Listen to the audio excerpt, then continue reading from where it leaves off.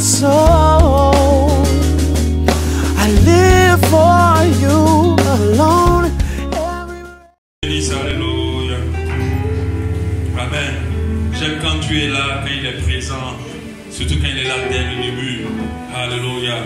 On annonce la parole, je suis rempli du Saint-Esprit. Et quand on est rempli du Saint-Esprit, on ne peut que dégager l'Esprit. Alléluia. On ne peut que dégager des choses qui vont toucher, des choses qui vont transformer. Parce que l'Esprit nous conduit dans ce qui est juste, dans ce qui est parfait. Alléluia. Que Dieu vous bénisse ce matin. Et que tous les fardeaux avec lesquels vous êtes venus ce matin, que ces fardeaux restent dans la présence de Dieu. Et que Dieu vous permette de sortir de cette présence tout allégé au nom de Jésus. Et que vous ayez sa paix qui envahisse votre cœur à l'instant même. Et que votre cœur soit rempli de la paix de Dieu ce matin au nom précieux de Jésus. Que Dieu vous bénisse. Amen. Amen. Dis à distance à ton voisin que Dieu te bénisse. Il ne faut pas le toucher. Distanciation oblige. Alléluia. Tu n'as même pas dit comme si tu voulais te bénir. Dis-lui comme les deux de derrière là, quoi. Dites-vous que Dieu vous bénisse. Hein? On va dire encore que Dieu te... Si ton voisin ne regarde pas, dis à un autre voisin. Parce que c'est une grâce. Alléluia. Dis à un autre voisin. Amen. Que Dieu te bénisse. Alléluia. Fallait ajouter aussi abondamment qu'il multiplie. Toi aussi, fallait commencer à prophétiser sur sa vie. Toi aussi. Tu ne joues même pas ton rôle. Tu ne sais pas que Dieu te bénisse comme si tu ne veux pas le bénir. Fallait commencer à dire des choses. Alléluia. Vous savez, à ce temps de la grâce, l'Esprit de Dieu peut utiliser n'importe qui. Alléluia. Même toi qui es assis à côté de quelqu'un, si tu ouvres la bouche sur ton voisin, quelque chose peut se passer. Alléluia. L'Esprit de Dieu utilise tout le monde. Il est répandu sur nous tous. Alléluia. Et il peut se manifester au travers de nous tous, par sa grâce. Au nom de Jésus. Amen. Aujourd'hui, nous commençons une nouvelle série d'enseignements. Alléluia. Nous comprenons que, vous devez comprendre que les enseignements que j'aborde ici, c'est les enseignements que le Seigneur me dit d'aborder. Alléluia. Je ne réfléchis pas à ce qui va convenir. Je réfléchis à ce qu'il faut par l'Esprit. Alléluia. Et l'Esprit me conduit là où il faut. Nous sommes dans une période très très mauvaise. Une saison très mauvaise pour le monde. Si certaines personnes actuellement réfléchissent beaucoup plus à leur avenir sur cette terre qu'à leur avenir céleste, ces personnes se trompent de saison, de moment. Ce n'est pas le temps de réfléchir à comment nous allons vivre dans ce monde et qu'est-ce que nous devons réaliser. C'est le temps de nous préparer pour le retour du Seigneur. Parce qu'il revient bientôt et il peut revenir à n'importe quel moment. Quand nous observons ce monde, plusieurs sont remplis d'espérance pour dire ça va aller. Mais sachez que ce monde-là, depuis qu'il a été créé, ça ne s'est jamais amélioré. Au contraire, nous avançons que de mal en pire. Alléluia. Et nous devons plutôt lever nos yeux vers le ciel et nous attendre à Dieu et surtout nous préparer pour le retour du Seigneur. C'est pour cela que la série d'enseignements que je commence aujourd'hui est un enseignement qui cadre avec le fait de se préparer pour le retour du Seigneur. Dieu m'a interpellé par le Saint-Esprit d'en parler. Je sais que j'avais touché un peu à un jeudi de victoire, mais généralement les jeudis de victoire, les gens ne viennent pas et ne suivent pas. Et je me suis dit, c'est le moment, parce que c'est un sujet tellement important. Dieu m'a parlé, je vous en avais parlé la semaine passée, l'idolâtrie 2.0. L'idolâtrie 2.0. Alléluia. L'idolâtrie 2.0. 0 plutôt. Quand vous lisez la Bible de l'Ancien Testament au Nouveau Testament, vous vous rendez compte qu'il y a un péché qui irritait vraiment Dieu. Il y a un péché qui le mettait, je ne dirais pas hors de lui parce que Dieu n'arrive pas à être hors de lui, c'est un Dieu qui sait se maîtriser. Mais il y a un péché qui irritait son cœur contre le peuple qu'il avait choisi. Et ce péché-là, c'est l'idolâtrie. Alléluia. Notre Dieu n'aimait pas le fait que ceux qui lui appartiennent puissent adorer d'autres dieux. Il le faisait clairement savoir au peuple en les sanctionnant sévèrement. Le peuple juif a subi énormément de choses de la part de Dieu en termes de sanctions, bien sûr, parce qu'il châtie ceux qu'il aime à cause de l'idolâtrie. C'est un péché que Dieu déteste. C'est un péché qui attise la colère de Dieu. La Bible dit qu'il est lent à la colère et riche en bonté. Mais lorsque nous atteignons le stade d'idolâtrie, alors la colère de Dieu va forcément être déclenchée contre nos vies. Elle va être forcément déclenchée contre nos pays, contre nos nations. contre un peuple. Alléluia. Et je pense que la situation du Covid aujourd'hui, c'est une réponse à une sanction de Dieu par rapport à l'idolâtrie. Le fait de se détourner du véritable Dieu et d'adorer plutôt un autre Dieu. Alléluia. Quand on lit en Exode 20, 33 plutôt, Exode 23, la Bible nous dit clairement, Dieu lui-même, tu n'auras pas d'autre Dieu devant ma face. Tu ne te feras point d'image taillée ni de représentation quelconque des choses qui ne sont pas, qui sont en haut dans les cieux et qui sont en bas sur la terre et qui sont dans les eaux plus bas que la terre. Au verset 5, tu ne te prosterneras point devant elle, tu ne les serviras point, car moi l'Éternel ton Dieu, je suis un Dieu jaloux qui punit l'iniquité des pères sur les enfants jusqu'à la 3e et la 4e génération de ceux qui me haïssent. Donc Dieu est en train de faire comprendre que ceux qui commettent l'idolâtrie haïssent Dieu. Ceux qui commettent l'idolâtrie haïssent Dieu. Et au verset 6, et qui fait miséricorde jusqu'à 1000 générations à ceux qui m'aiment et qui gardent mes commandements. On a encore un autre verset, Lévitique 26, 1. Vous ne vous ferez point d'idole. Lévitique 26, 1. Vous ne vous ferez point d'idole, vous ne vous élèverez ni image taillée, ni statue, et vous ne placerez plutôt dans votre pays aucune pierre ornée de figure pour vous prosterner devant elle, car je suis votre Dieu. Il rappelle dans ces versets, dans d'autres versets, qu'il est notre Dieu. Dieu tient à ce que on n'a qu'un seul Dieu dans nos vies et que ce soit lui. Dès que nous n'avons pas Dieu comme notre seul Dieu, alors nous basculons dans ce qu'on appelle l'idolâtrie. Et je pense que l'un des péchés, comme je l'ai dit tout à l'heure, il est au-dessus même de tout autre péché. Parce que l'idolâtrie est très grave. Alléluia. Et Dieu déteste l'idolâtrie. En parlant de l'idolâtrie 2.0, je parle d'une idolâtrie qui a pour fondement, a pour définition, alléluia, a pour définition le fait que quelqu'un ou quelque chose prenne forcément la place de Dieu, soit au-dessus de Dieu dans notre cœur.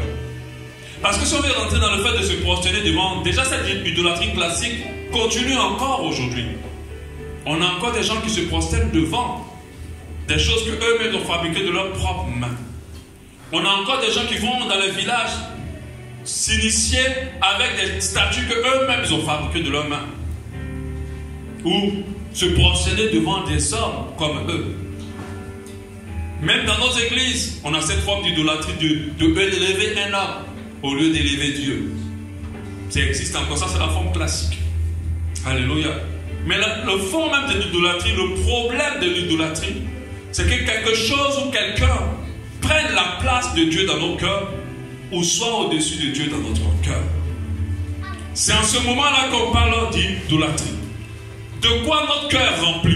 Plus rempli de Dieu ou plus rempli d'autre chose ou de quelqu'un d'autre. Quand on arrive à ce niveau-là, on est au stade d'idolâtrie. Donc sur la base de cela, aujourd'hui nous avons diverses formes d'idolâtrie. Ceux qui ont pris leur carrière ou leur emploi comme idole, qui vivent pour leur travail et pour leur réussite. Ça c'est l'idolâtrie. C'est-à-dire la priorité n'est pas Dieu, c'est ce qu'ils veulent être. Il y a ceux qui font de leur femme ou de leur mari une idole, qui met leur femme ou leur mari dans la priorité, pas Dieu. Il y a ceux qui font de leur enfant ou de leur parti politique une idole ou des idoles. D'autres c'est de leur star ou de leur homme de Dieu, chanteur, artiste. Une fois je regardais une émission de télécrochet chrétien et c'était les chrétiens qui faisaient les juges pour savoir quels sont ceux qui vont être qualifiés. Et puis un est venu, il a dit à l'un des chantres, tu es mon idole. Et le chanteur était vraiment dérangé. Mais il ne faut pas qu'il soit dérangé. Parce que ce que vous inspirez aux gens, si vous ne leur montrez pas Dieu, c'est vous qui vont adorer. L'homme a besoin d'adorer quelque chose. L'homme a besoin d'adorer quelqu'un. Ça fait que nous qui servons le Seigneur, nous devons apprendre à nous effacer pour que les gens voient Dieu. Sinon, ils vont nous adorer, nous. Et le gars clairement dit comme ça, il était dérangé. Non, je ne suis pas ton idole, je comprends que tu aimes ma musique et tout. Mais en fait, en réalité, tu es vraiment son idole.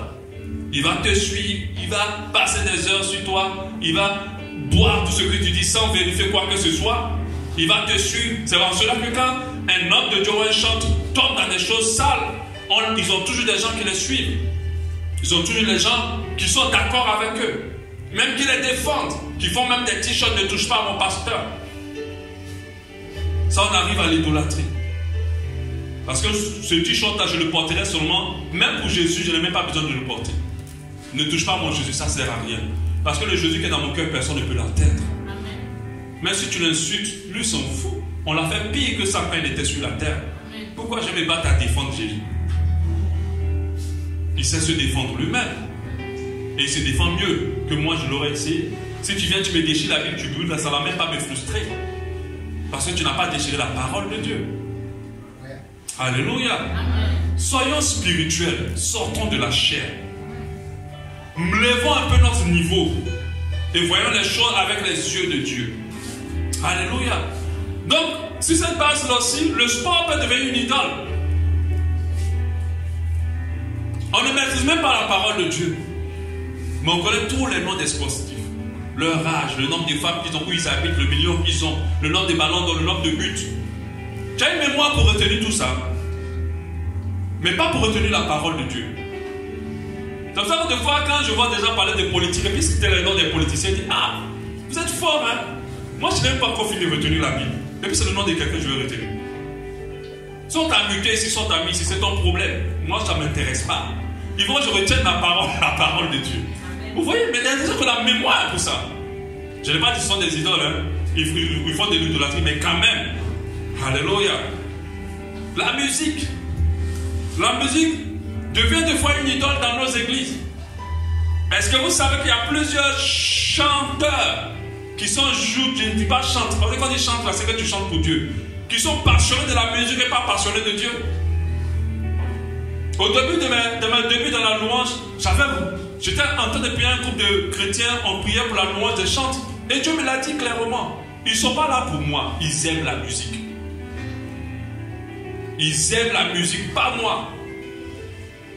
Si on l'a dit, la peur qu'on a dit, mais venez, on va jeûner, on va prier, chercher la face de Dieu pour notre ministère. Ils ont disparu. On a un concert, ils sont là. Mais c'est toi qui chante dimanche, la personne là. Mais si ce n'est pas elle qui chante dimanche, elle n'est plus là. La passion pour la louange, mais pas pour Dieu. Et la musique devient une idole dans le cœur. Parce que le cœur est rempli plus de musique. Le jour où on est interdit de le dire, toi maintenant tu chantes plus, tu es assis, c'est fini. Avec Dieu aussi c'est fini. Ils n'ont plus envie de venir à l'église. Ils n'ont plus rien envie de faire. Et c'est comme ça que j'étais un ami dans un groupe. Il disait que je suis passionné de l'œuvre de Dieu. Je l'ai corrigé. Je lui ai dit, si tu es passionné de l'œuvre de Dieu, tu as un problème. Parce que nous, on doit être passionné de Dieu. Si tu fais l'œuvre de Dieu efficacement, sois passionné de lui, celui pour qui tu le fais. Et tu le verras bien.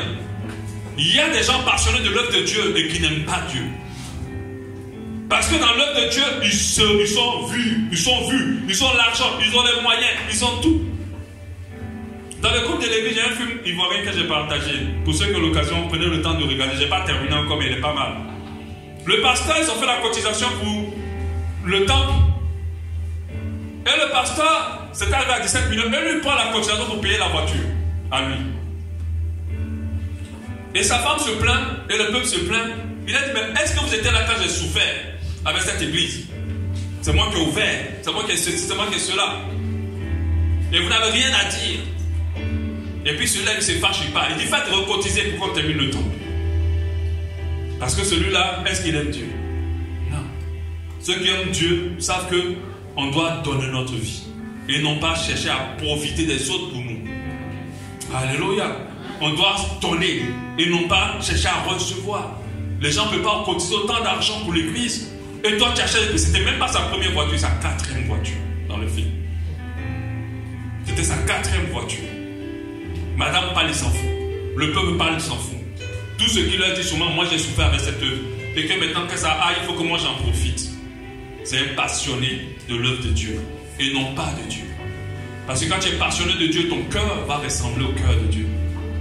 Et tu vas comprendre que la priorité, ce n'est pas toi, c'est d'abord Dieu. Alléluia. Des personnes passionnées de la nation, vert, jaune, bleu. Mon frère, si on t'a tué à cause de vert, jaune, bleu, Dieu s'en fout. Lui ne connaît pas vert, jaune, bleu. Les gens passionnés de l'argent. Aujourd'hui, on attaque qui n'aime pas l'argent. Il y a des gens qui n'aiment pas l'argent. L'argent me sert, mais je ne suis pas amoureux de l'argent. Alléluia. De pouvoir, de mode, de beauté. Quelqu'un qui peut prendre 3 heures de temps pour faire un make-up. Mais en 10 minutes de prière, déjà la personne baille. Quand elle ouvre la Bible pour pouvoir méditer, c'est la Bible maintenant qui devient le drap. La Bible maintenant est couchée sur le visage. Elle n'a même pas pu lire une ligne. Mais elle a quand même 5 heures de temps pour tracer le style très justement. Dis à ton frère, ce n'est pas de toi qu'il parle. Dis à ta soeur que ce n'est pas de toi qu'il parle. Alléluia. Et ça, c'est de l'idolâtrie. Alléluia. Ça, c'est de l'idolâtrie. Parce que quand Dieu regarde dans ton cœur, il est coincé, il n'a même plus beaucoup de place. Tellement c'est bourré d'autres choses. Ça, c'est l'idolâtrie. Tellement c'est rempli d'autres choses.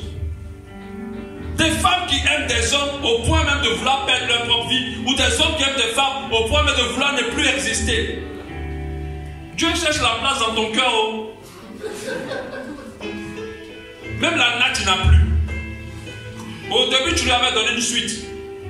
Maintenant, tu l'as chassé pour mettre quelqu'un d'autre dans la suite. Alléluia. Et ça, c'est de l'idolâtrie. Parce que ton cœur est rempli d'autres choses par de Dieu. Tu ne vis pas pour lui, tu vis pour autre chose. Tu existes pour d'autres choses. Alléluia. Et c'est ça l'idolâtrie. En parlant de toutes ces formes d'idolâtrie dont je vis, on ne va pas parler de ça. Ce n'est pas ça mon but d'enseignement. Le but de mon enseignement, c'est l'idolâtrie 2.0. Cette idolâtrie qui est encore plus dangereuse. Surtout pour la saison, l'époque dans laquelle nous vivons. Dieu m'en a parlé. Dangereuse contre le feu que Dieu a allumé dans notre cœur. Elle fait des victimes à la paix dans l'église. Elle réduit à vue d'œil la puissance de Dieu dans le monde. L'église n'est plus puissante comme avant. L'idolâtrie 2.0. On entend de lire le livre d'Actes. Moi-même j'ai honte quand je lis le livre là. Je dis mais attends, mais il faisait tout ça. Il faisait tout ça. Il marche et puis son homme guérit quelqu'un. Toi-même, même si tu tombes sur quelqu'un, il ne va pas guérir. Donc ton homme, ce n'est pas la peine. Mais lui, il marche, son homme guérit quelqu'un. Quand il a parlé comme ça, 5000 personnes se convertissent. Et nous avons clairement vu dans cette livre-là que Dieu se montrait par la parole et par la puissance. Mais je vous assure, l'idolâtrie 2.0, c'est ça qui est en train de tuer à petit feu le feu de Dieu. En train de tuer. On n'a plus des chrétiens purs. Vous voyez, moi j'aime bien le jus. J'aime des fois beaucoup la nourriture des enfants. Surtout le jus menthe là. Vous voyez non? Sirop menthe, voilà. Moi j'aime beaucoup la nourriture des enfants. Le sirop menthe, quand tu fais pour moi, il faut bien le doser. Il faut que je sente le sucre. Si je ne sens pas le sucre, c'est pas bon. Mais de fois, il y a toi qui ne savent pas faire. Tu mets trop d'eau. Quand tu manges, tu as l'impression encore de boire encore de l'eau. Mais c'est comme ça que d'autres sont. Les chrétiens aujourd'hui sont comme ça. On a mis trop d'eau dans leur sirop. Alléluia. Quand on boit, on a l'impression encore de boire de l'eau. Il n'y a pas de sucre. Et ce n'est pas doux. Amen. Amen. La Bible dit en 1 Jean 5, 21, petits enfants, gardez-vous des idoles. Gardez-vous des idoles. 1 Jean 5, 21. Petit enfant, gardez-vous des idoles. Le 2.0, ça veut dire une autre forme d'idolâtrie qui s'est installée.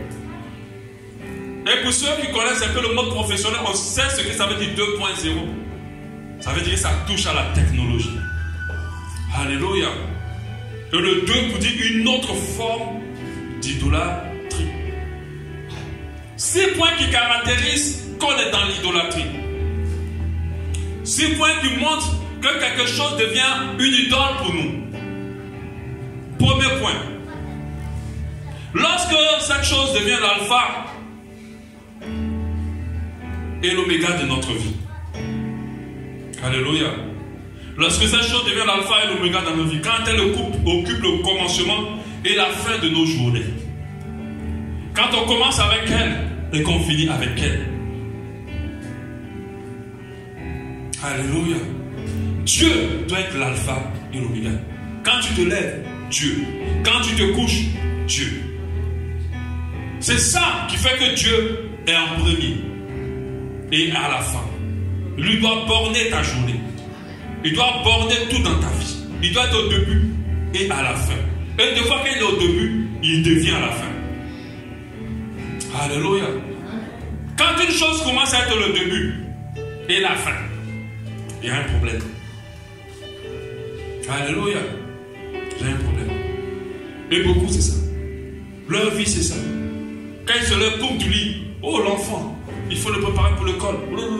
Après, je vais méditer, après je vais prier. Non, c'est peu possible. Quand tu n'as pas commencé à dire au début, ça va être difficile. C'est l'enfant d'abord, habiller l'enfant, oh, il ne faut pas qu'il rate. Ça commence la nuit, oh, il faut que les enfants soient couchés. Oh, je vais donner une histoire, oui, c'est bien de faire le blanc, mais à la fin. Et pendant que tu lis l'histoire, tu as dormi là en même temps. Et puis ta journée est bouclée avec l'enfant. À la fin, au départ, dans tes pensées, au début, quand tu te lèves à quoi tu penses, c'est un message, je ne veux même pas vous juger. Votre conscience va vous juger vous-même. La conscience va dire que dis la vérité. Toi-même, tu sais que quand on se réveille nous deux là, qu'est-ce qu'il y a le début et qu'est-ce qu'il y a à la fin? Quand on a envie de se coucher nous deux là, qu'est-ce qu'on fait d'abord avant de se coucher? C'est pas pour vous juger, mais c'est pour que Dieu nous aide. Je dis nous, parce qu'on est tous dedans. Amen. Alléluia. Amen. Deux points. Deuxième point. Quand une chose occupe une grande partie de nos pensées et de nos journées, de notre temps, de notre pensée, de nos journées, toujours nos pensées sont dessus. 3. Quand une chose occupe le temps de Dieu dans nos vies et prend la place de Dieu dans nos cœurs. Quand le temps est arrivé de passer avec Dieu, au lieu de le faire avec Dieu, on le fait avec autre chose. Et cette chose devient récurrente. Ce n'est pas en termes de durée, c'est en termes de moment. Parce qu'il y a un temps pour Dieu dans toutes nos journées. Et il faut pouvoir laisser ce temps-là à Dieu. Et des fois, nous sommes idolâtres. Quand nous dépendons d'une chose que de Dieu, c'est-à-dire si on n'a pas prié aujourd'hui, ce n'est pas grave. Mais cette chose-là, aujourd'hui, on ne peut pas la laisser. Elle doit être toujours avec nous. Si on n'a pas prié aujourd'hui, on n'a pas pris le temps, même ce jour jusqu'à la 2 jours, 3 jours, on n'a pas prié la semaine, ce n'est pas grave. Mais cette chose-là, elle, par contre, ce n'est pas possible. Si elle, je ne l'aime pas dans cette journée-là, ma journée est foutue. Mon frère, ma soeur, ta journée est en danger quand tu ne passes pas du temps avec Dieu. Peu importe ce que tu vas chercher à réussir avec autre chose, rien ne peut se passer parfaitement dans ta vie tant que tu t'es pas connecté à la source qui est Dieu. Mais aujourd'hui, le monde nous donne l'impression que d'autres choses sont plus importantes que Dieu. C'est une grave erreur. Alléluia. On peut se passer deux fois de Dieu, mais pas d'une chose dans nos vies. La Bible dit en Jean 15, 5, je suis le cep et vous êtes les sarments. Celui qui demeure en moi et en qui je demeure porte du fruit. Car sans moi, vous ne pouvez rien faire. La parole de Dieu dit, sans moi, vous ne pouvez rien faire. Quand tu sors le matin, si tu n'as pas prié deux fois, d'autres ne sont pas dérangés de n'avoir pas prié. D'autres ne sont pas dérangés de n'avoir pas médité. D'autres ne sont pas dérangés de n'avoir pas pris tout le temps avec Dieu. Un enfant de Dieu qui s'accroche à Dieu, qui n'est pas du lieu, ne se sent pas vivre sans Dieu. N'arrive pas à entamer le jour. Même quand c'est coincé, il va trouver un moment pour dire Seigneur, toi d'abord. Même quand c'est coincé. Mais quand tu commences à être à l'aise comme ça, 1 jour, 2 jours, 3 jours, des fois une semaine, d'autres t'étapes 2 mois. Et ils sont à l'aise. Ça va. Seigneur, attends, j'arrive. Faites attention. Quand une chose est plus indispensable dans ta vie que Dieu, tu es dans l'idolâtrie. Quand nous sommes prêts à investir plus dans cette chose que dans Dieu, c'est de l'idolâtrie. Investir notre énergie, notre argent, notre temps. Des fois, dans l'église ici, certains viennent faire des offrandes, c'est bien. C'est important de faire des offrandes dans l'église, c'est important. Pour que l'œuvre avance, pour que l'œuvre existe. Nous sommes là parce qu'on paye un loyer, on fait plusieurs choses. Mais ces mêmes personnes, quand elles viennent donner les offrandes, c'est très mesuré, c'est très calculé. On a comme dans l'esprit que l'église est dans la mendicité. Mais quand elles vont investir en elles-mêmes, ou dans certaines choses, les Africains sont les plus pauvres, mais ils ont les téléphones les plus chers. Moi, je ne comprends pas. Tu vois quelqu'un qui ne peut même pas manger, il n'a même pas quoi acheter une voiture. Moi, je préfère même acheter un ordinateur. Mais là, un téléphone de 350 000. Et pas qu'un seul. 2, 3. Un ordinateur, moi, tu sais que tu peux rentabiliser dans ton travail. Mais un téléphone. Les téléphones d'aujourd'hui, plus ils sont chers, dès qu'ils tombent, c'est fini. Moi, je dois changer l'écran du mien. Changer sur moi, l'écran me fait 130 000. Vous voyez? Bon, quelqu'un a dit que pasteur, tu parles aussi de toi. Mais il n'était pas trop cher. Bon, des fois, il faut aussi dire la vérité. Hein? Alléluia. Nous sommes prêts à investir énormément dans certaines choses, mais on n'est pas prêt à donner ce même investissement à Dieu. On peut passer du temps sur certaines vidéos, mais jamais ce même temps sur des vidéos qui nous rapprochent de Dieu. On peut prendre du temps pour venir à l'église, on peut prendre du temps pour aller dans beaucoup de programmes de nos familles et ne pas rester jusqu'au coup-feu. Des fois, on nous attrape avec le coup-feu dedans. Mais l'église dit qu'il y a 15 € pasteur, il y a le coup-feu, il faut que je rentre. Alors, je ne peux pas venir à cause du coup-feu. On est prêt à investir de l'argent pour aller très très loin. Mais quand on dit tel jour venez à l'église, ah non, le coronavirus. Non, le coronavirus c'est le cas à l'église. Mais toi qui allais te frotter avec tes parents dans un mariage coutumier là-bas, tu as oublié ça. Tu as oublié. Vous avez dansé, vous avez crié, vous avez laissé la baffe partout là-bas. Mais ici à l'église, c'est pas possible. Dans le coronavirus. Ça, ce sont des gens qui ont des idoles dans le cœur. Et quand nous sommes prêts à faire plus de sacrifices pour quelque chose que pour Dieu,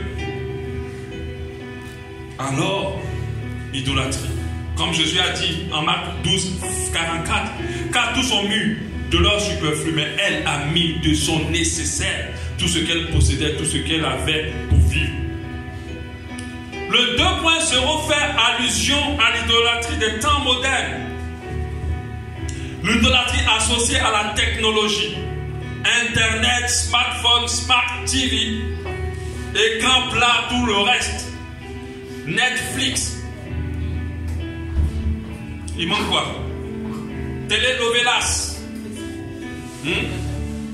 Il manque quoi? A+. L'idolâtrie des écrans qui sont provoqués par les écrans. Le cœur des gens de notre génération, des fois on dit c'est les jeunes, c'est pas que les jeunes. Les mémés là, ils sont accrochés à WhatsApp jusqu'à... Il y a aussi les mémés, les vieux. Nous on a des papas des fois dans les groupes là, c'est toujours eux qui envoient des messages. Et ils laissent jamais, ils sont toujours pointus sur les groupes. C'est pas que les jeunes. Parce que quand on dit technologie, on pense que c'est les jeunes. Les vieux même. Parce que la technologie est addictive. La lumière que vous sentez dans vos yeux là, c'est la drogue. La drogue, c'est pas la poudre blanche qu'on jette dans les narines. Il y a aussi ça, la lumière blanche. Les cœurs de cette génération, vieux comme jeune, remplis d'internet, remplis de smartphones, remplis de séries télé, remplis de jeux vidéo. Dieu devient de plus en plus en étroit dans le cœur des gens, et malheureusement des chrétiens. Nous, on a accepté le Seigneur, Dieu merci. Au moment où il n'y avait pas tout ça, on avait juste nos petits téléphones, on avait le touche là-dessus.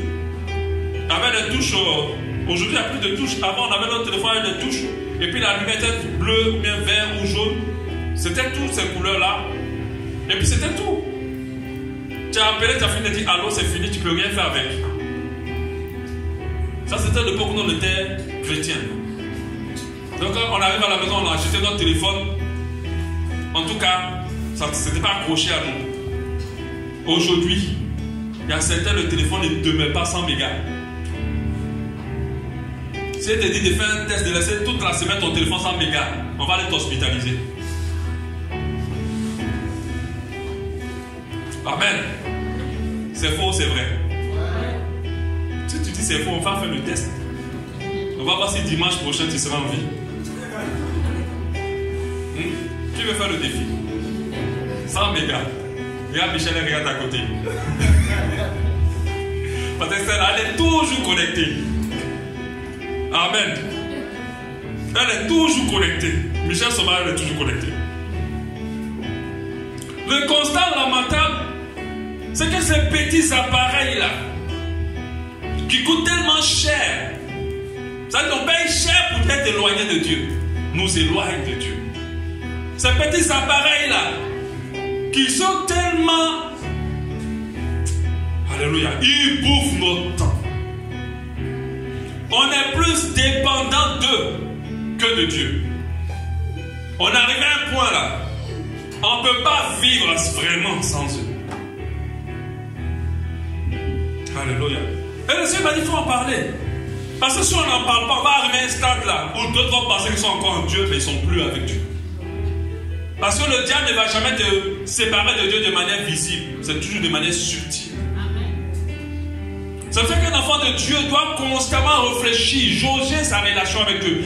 Est-ce que ma relation avec Dieu est en bonne santé? Il ne doit jamais à aucun moment dire que je suis bien. Alléluia. Nous devons nous réveiller parce que ces petits appareils sont en train de nous éloigner.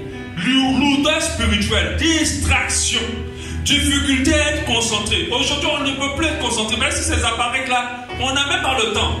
Tu vas voir quelqu'un va défiler jusqu'à tu ne sais pas qu'est-ce qu'il cherche. Mais il ne cherche rien en fait, il ne trouvera rien. Alléluia. Sommeil peu profond. Et je sais qu'il y a certains d'entre vous qui ont des insomnies, qui ne dorment plus profondément la nuit. Parce que vous mettez constamment votre cerveau en éveil avec ces écrans. Donc votre sommeil n'est pas profond. Vous êtes toujours fatigué. Et ça, c'est les conséquences. On appelle ça l'idolâtrie 2.0.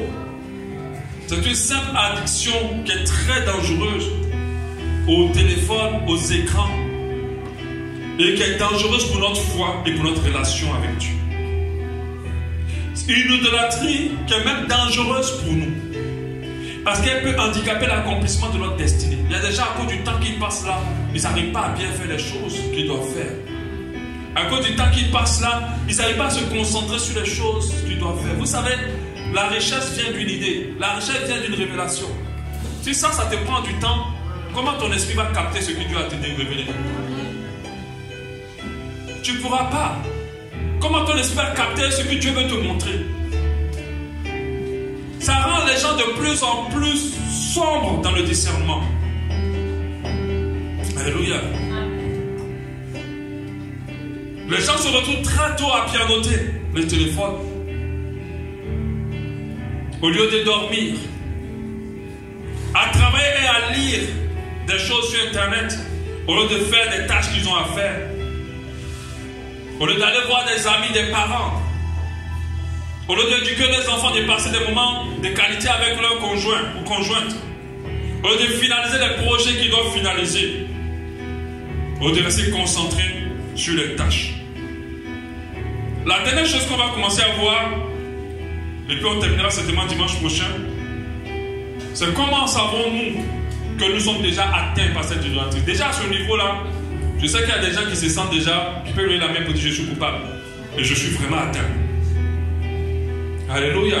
Si on prend de 0 à 10, qui pense à être atteint à 10 et 10? Dieu 10 sur 10. Dites la vérité. Ne regardez pas les autres derrière, regardez de vous. Qui pense être atteint à 10 et 10?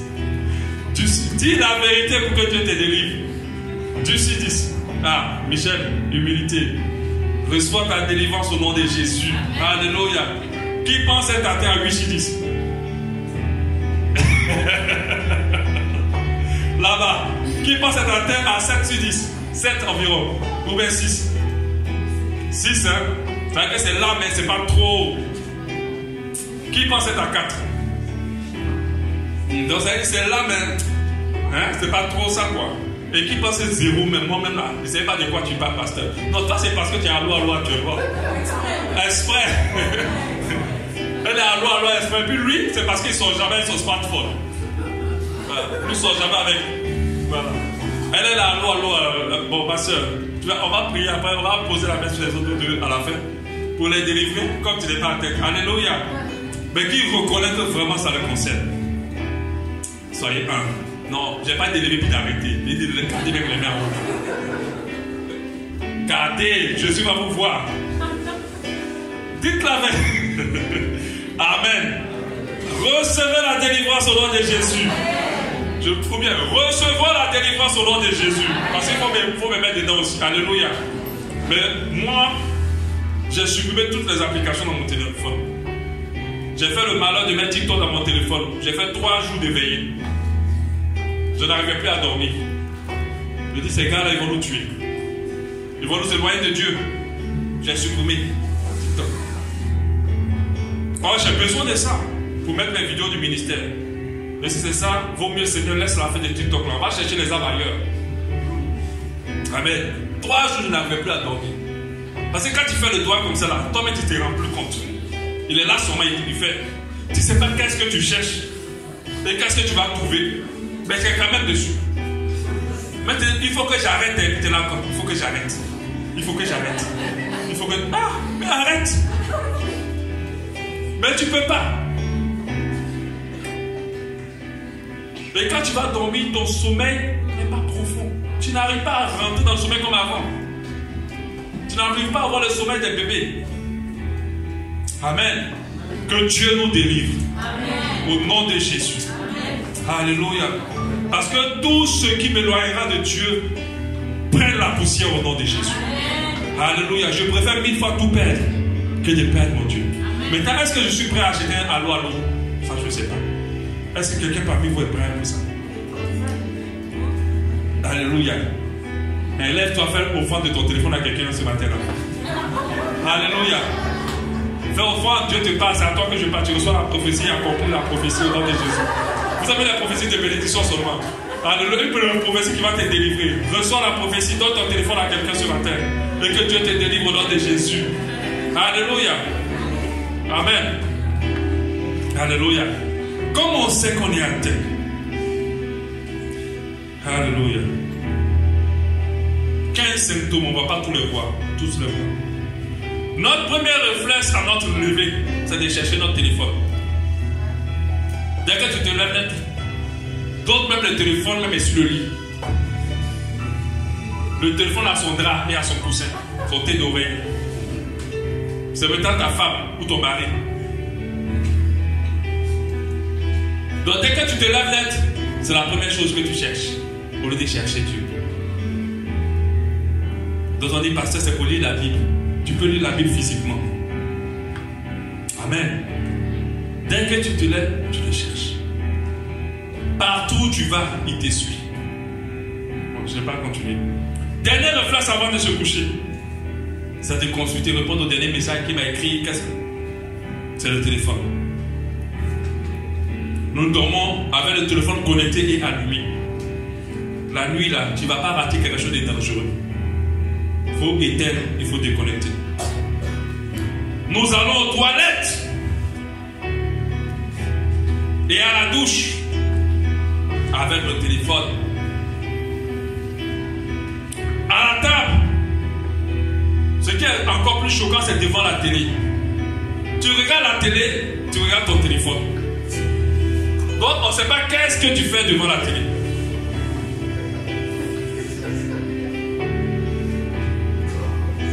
Pendant les échanges à même proche, pendant que ah oui, c'est ce qu'ils ont dit, non? Ah ok, ah d'accord, ah d'accord, ok.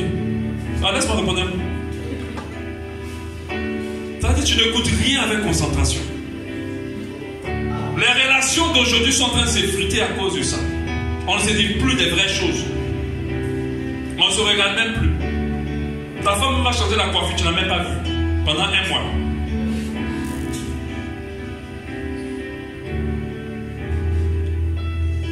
À chaque notification, quand tu entends ding, en même temps tes oreilles sont dressées, tu dois trouver ton téléphone. Comme si tu étais le président de la République du pays. C'est toi qui dois gérer le pays. Parce que si tu n'as pas reçu l'information, le pays va brûler. Ding net là, il faut chercher. Et toi, tu entends les notifications à des distances. Hein? Mais quand le téléphone est dans la chambre, quand ça fait ting là-bas, ils savent qu'on leur a envoyé un message. Et ils doivent aller trouver le téléphone pour répondre. On vérifie, on consulte notre téléphone pour rien. Pour certains, c'est la notification. D'autres, il n'y a même pas de notification. Mais ils doivent toujours prendre ça pour regarder. C'est toi le sénateur du pays. Si tu rates un message, le pays va brûler. Donc tu es toujours en train de constamment vérifier. Alléluia. Sincèrement, ça a l'air simple. Mais c'est l'un des pièges que l'ennemi a réussi. Et qui est en train de faire des ravages. Qui est en train de diluer les enfants de Dieu. On ne prie plus assez. On n'est plus concentré sur Dieu. On ne prend plus plaisir aux choses de Dieu. Parce que Internet est tellement attrayant que les choses de Dieu ne nous font plus du bien. On ne se distrait plus avec la présence de Dieu. On s'ennuie très vite quand on se retrouve dans sa présence. Parce que ce qu'on a là est très addictif. Rappelez-vous, j'ai dit les choses spirituelles ne sont pas pour notre chair. Tout ce qui est spirituel ne va pas plaire à notre chair. Alors ne donnez pas de mauvaises habitudes à notre chair. Parce que notre chair s'accroche très rapidement à ce qui n'est pas spirituel. Et si nous l'habituons, alors il ne va pas vouloir nous laisser. Alléluia. Je le dis déjà pour que cette semaine, quelqu'un commence, on va continuer, ce n'est pas fini, mais que quelqu'un commence à observer les choses et à se repositionner et à replacer Dieu. Parce que là, notre téléphone et surtout Internet ont rempli nos cœurs. Parce que s'il n'y a pas d'Internet sur ça, ça ne vaut plus rien pour la génération d'aujourd'hui. Quand vous n'avez pas les mégas, votre téléphone ne vous sert à rien. Vous le jetez juste là-bas, vous recevez le message, les appels et puis ça se limite à ça. Alléluia. La Bible dit, si ma main gauche est une occasion de chute pour moi, vaut mieux la couper, la jeter, que de permettre à ce que tout mon corps aille en enfer. Et ça, c'est une main gauche qui va amener énormément de personnes en enfer. Énormément. Et le message que nous entendons aujourd'hui, si nous ne commençons pas déjà à nous positionner, demain, on aura des chrétiens dilués et on fera partie d'eux. Aujourd'hui, on a déjà des chrétiens dilués. Quand tu parles de la parole de Dieu, on a l'impression que tu viens de Mars. Quand tu parles des choses de sanctification, on a l'impression que tu viens de Mars ou de Vénus. On ne met plus ça en priorité. Parce que les chrétiens sont en train de s'affaiblir au fur et à mesure. Mais ceux qui aiment le Seigneur ne permettront pas à ce que quoi que ce soit les éloigne de Dieu. Amen. Alléluia. Amen. Je préfère perdre TikTok. Je n'ai pas Facebook non plus sur mon téléphone. À part les autres réseaux sociaux ne me disent rien. J'ai enlevé tous ces deux réseaux. Je m'handicape parce que je veux rester proche de mon Dieu. Je sais que si pour dire que tu mets TikTok et puis tu vas pouvoir résister, je ne peux pas me créer des problèmes. Je sais que je ne peux pas résister. Alléluia. Il suffit que j'ai fait un truc comme ça, c'est fini, j'ai resté dessus. Donc je préfère enlever. Alléluia. Je préfère enlever. Alléluia. Observe qu'est-ce qui prend ton temps. Et puis enlève-les. Vaut mieux que ton travail ait un problème que ta relation avec Dieu ait un problème. Alléluia. Que de rater le ciel. Amen. On va prier. Parlons à Dieu. Vraiment, l'objectif de cet enseignement, c'est de t'encourager à enlever le téléphone entre toi et Dieu, de t'encourager à le mettre de côté et que ta relation avec Dieu soit plus approfondie, plus authentique. Parle à ton Dieu, Seigneur, dis, délivre-moi de cela, délivre-moi vraiment. Je vais t'accorder plus de temps que les écrans, principalement le téléphone, les séries et tout le reste. Seigneur, s'éloigne de moi, que je me concentre sur toi. Je ne veux plus prendre plaisir à ces choses. Je veux prendre plaisir à ta présence. Je veux prendre plaisir aux choses spirituelles. Je veux prendre plaisir à ta parole. Je veux prendre plaisir aux choses qui te glorifient. Éloigne-moi de tout ce que ne t'honore pas. Délivre-moi, Seigneur. Pour m'arracher que les bébés. Voilà votre Dieu. Parle-lui. Parle-lui.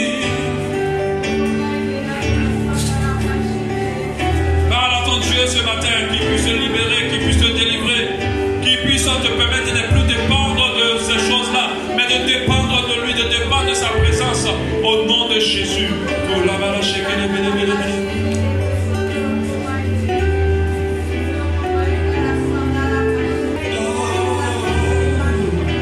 Car il est avec moi dans le feu.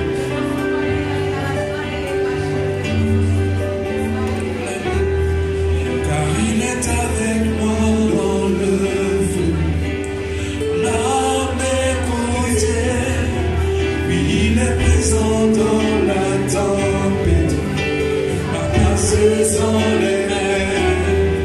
Et si j'arrive un jour, la puissance de sa gloire, il y a un tombeau qui